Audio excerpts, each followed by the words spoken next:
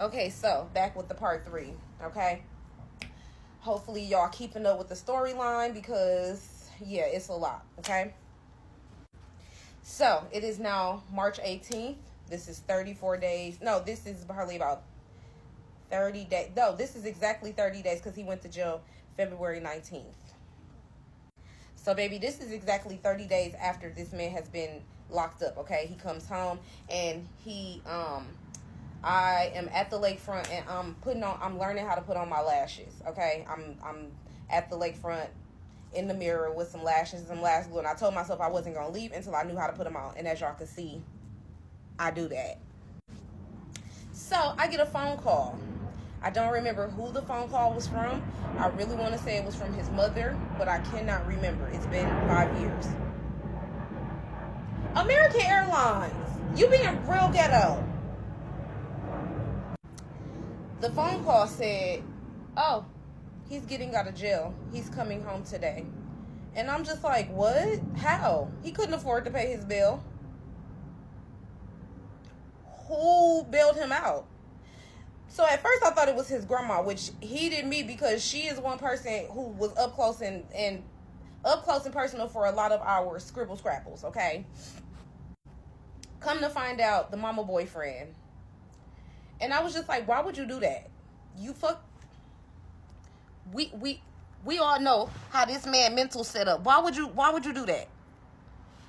Why would you do that? I also felt like he needed to sit in there. Let him sit.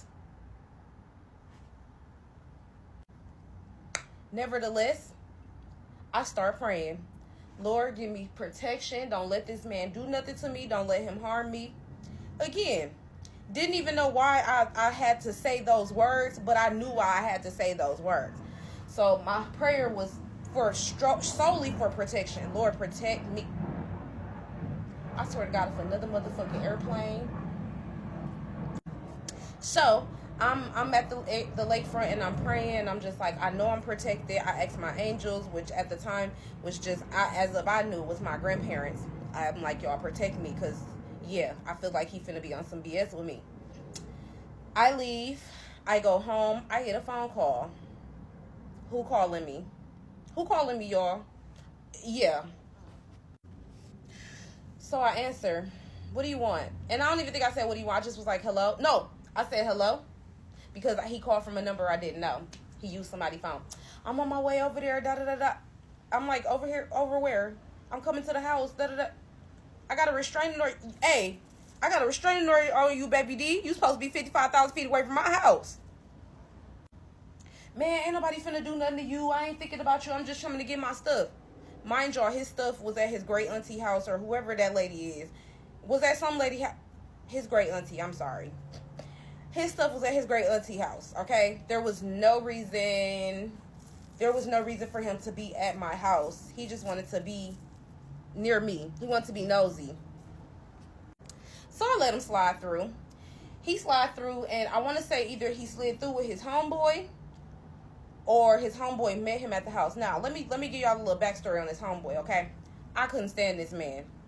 Couldn't stand him. I loved him to pieces, but I could not stand him. Why, you ask? Because a lot of times when we tussling, or when he over there acting a fool towards me, his homeboy was, get it sexy, get it sexy, get it sexy, get it sexy. Like, what? Stop your mans. Nevertheless, I've made peace with that friend because I believe that friend saw something that night that he probably had never tell nobody when his friend unalived himself. I know he did. So they come over or whatever. He, at this point in time, he was trying to get his homeboy gone. I can't say that. He was like, bro, come on. Like, you don't got to be in here. I just need to make sure all my stuff gone. I'm like, boy, all your stuff is gone. Like, at this point, you're wasting time. Fast forward later on that night around 12 a.m. I hear a boom, boom, boom, boom, boom, boom, boom, boom, boom at my door. Knowing I got to get up for work in the next couple of hours. It's him. He comes in. I let him in. He like, can I just please spend the night? Just one more night with you? I'm like, whatever. Y'all, we get the bumping and grinding, right? And I am in tears. I'm talking about the entire time, okay? Like, he is down here with it, face down here with it, and I am Why am I crying? Y'all ready for this? I felt it all in my spirit. Like, this is going to be the last time we do this. This is going to be the last time we get the opportunity to do this. We will never be this close ever again in life. And I'm not talking like, oh, we breaking up, you going your way, I'm going my way. I'm talking like I felt like I'm never going to, it was like a kiss me like you'll never see me again. It felt like that, okay?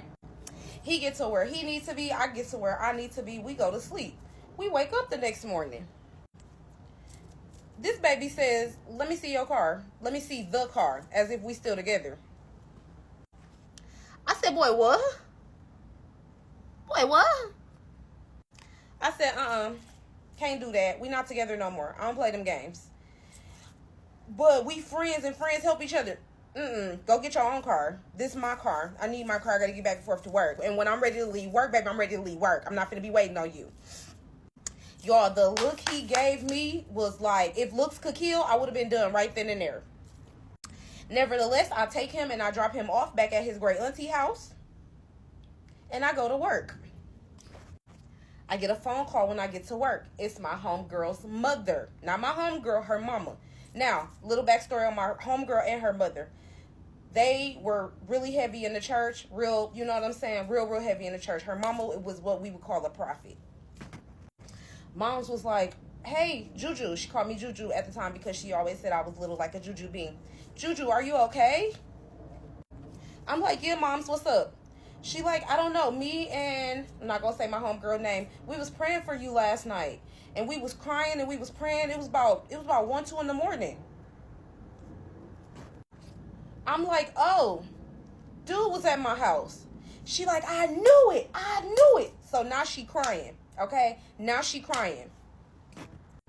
My homegirl's mother says to me, Juju, if you don't stop fucking with him right now, today, he is going to unalive you. That was his whole plan when he came over there last night, but he couldn't do it because your angels are way too strong for him, and he knew that. But that was his intention last night. You need to stop messing with him because if you don't, he's about to take you out. Now, I'm the type of person, you ain't got to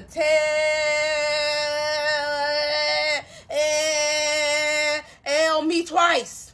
I said, oh, I'm done. I'm done. And we're going to sit this right here because it gets crazier in part 4. Yeah, this is a long story, y'all.